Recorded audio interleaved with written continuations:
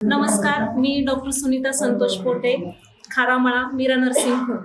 गेली 27 वर्ष खारामळ्यामध्ये मी वैद्यकीय सेवा देत आहे आणि इथे समाजकारण करत असताना कुठेतरी राजकारण केलं पाहिजे आणि राजकारणाची झालर त्याला असली पाहिजे, म्हणजे हे समाजकारण चांगली गती घेईल असं मला वाटलं. म्हणून मी निवडणुकीच्या रणधुमाळीमध्ये प्रभाग क्रमांक 4 मधून उभी आहे. आदरणीय शरदचंद्र पवार साहेब यांच्या महाविकास आघाडीकडून आदरणीय बापूसाहेब पवार यांनी मला पक्षाने समर्थ उमेदवार समजून मला उमेदवारी दिली, त्याबद्दल मी त्यांचेही मनापासून आभार मानते.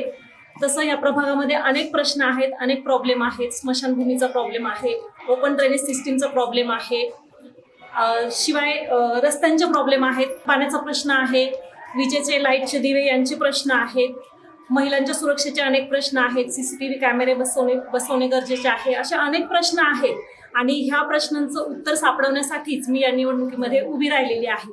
तर सर्वांना विनंती आहे की पोटे कुटुंबियांवरती आणि राळेगणसिद्धी परिवारावरती सगळ्यांनी भरभरून मतांचा भरघोष वर्षाव करावा अशी मी विनंती करते.